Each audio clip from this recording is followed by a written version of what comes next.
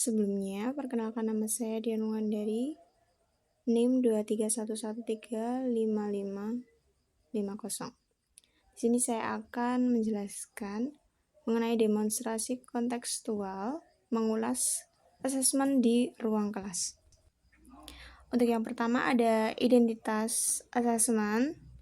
Untuk mata pelajarannya sendiri yaitu mata pelajaran Bahasa Indonesia kelas 5 semester 2, materi ajar ada bab 5 dan juga 6, mulai dari menjadi warga dunia dan cinta Indonesia. Untuk capaian pembelajarannya sendiri yaitu peserta didik menunjukkan minat terhadap teks, mampu memahami, mengolah, dan menginterpretasi informasi dan pesan dari papan lisan dan tulisan tentang topik yang dikenali dalam teks narasi dan informatif. Lalu selanjutnya ada tujuan pembelajaran. Untuk tujuannya sendiri yaitu peserta didik mampu memahami, mengolah, dan menginterpretasi informasi dan pesan dari paparan tulis dengan tepat. Lalu untuk jenis asesmennya sendiri yaitu asesmen sumatif, di mana pada asesmen sumatif sendiri adalah penilaian yang dilakukan di akhir pembelajaran pada akhir bab tertentu.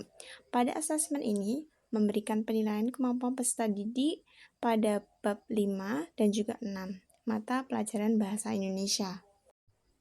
Untuk bentuk asesmennya yaitu asesmen berupa soal tertulis yang berisikan 11 soal uraian dan 20 pilihan ganda. Untuk pertanyaan yang pertama yaitu bagian mana dalam asesmen tersebut yang menunjukkan kesesuaian dengan tahapan perkembangan peserta didik? Coba jelaskan. Di sini saya memilih nomor 17, di mana guru membuat soal dengan menyertakan gambar benda konkret yang di dalamnya peserta didik dapat langsung mengamati gambar serta jenis kalimat apa yang dimaksudkan tanpa harus melakukan berpikir abstrak, karena di dalam soal sudah terdapat gambar serta tulisan yang cukup jelas untuk menggambarkan kalimat larangan secara konkret. Untuk pertanyaan yang kedua, bagian mana dalam asesmen tersebut yang menunjukkan kesesuaian dengan perlunya mempertimbangkan aspek lingkungan budaya dan karakteristik peserta didik? Jelaskan. Di sini saya memilih nomor 19, di mana guru mencantumkan nama SD Kanisius Sorowajan dan kebudayaan sekolah yang bisa diterapkan di SD tersebut. Sehingga hal ini sudah mencakup dalam aspek lingkungan budaya peserta didik. Karena di dalam kebudayaan SD Kanisius Sorowajan, apabila ada peringatan hari tertentu, maka peserta didiknya akan diberikan himbauan untuk mengenakan seragam tertentu, misalnya baju batik.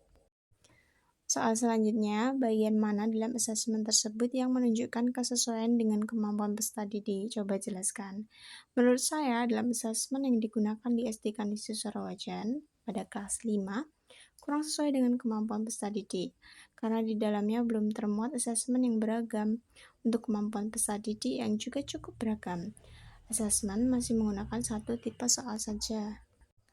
Pertanyaan selanjutnya, bagian mana dari asesmen tersebut yang menunjukkan kesesuaian bahwa sudah memberikan ruang bagi peserta didik untuk memberikan umpan balik terhadap proses pembelajaran mereka?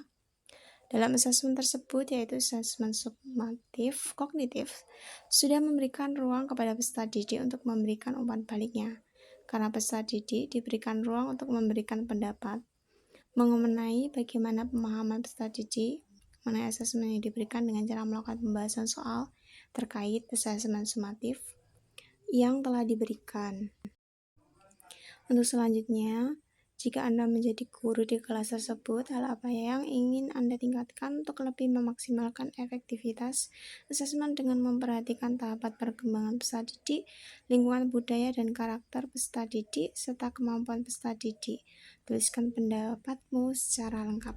Jawaban saya, hal yang ingin saya lakukan ketika saya menjadi guru kelas yaitu saya akan membuat asesmen diagnostik, di mana melalui asesmen tersebut saya nantinya dapat merancang pembelajaran dan asesmen yang sesuai dengan karakteristik, gaya belajar, dan tingkat pemahaman peserta didik saya. Untuk yang selanjutnya yaitu revisi asesmen yang saya lakukan yaitu pada soal nomor 1 uraian, di mana pendidik saat itu membuat soal yang tidak sesuai dengan karakteristik tempat tinggal peserta didik, di mana soal tersebut lebih baik dibuat berdasarkan tempat tinggal peserta didik, sehingga peserta didik nantinya dapat lebih memahami soal yang ada.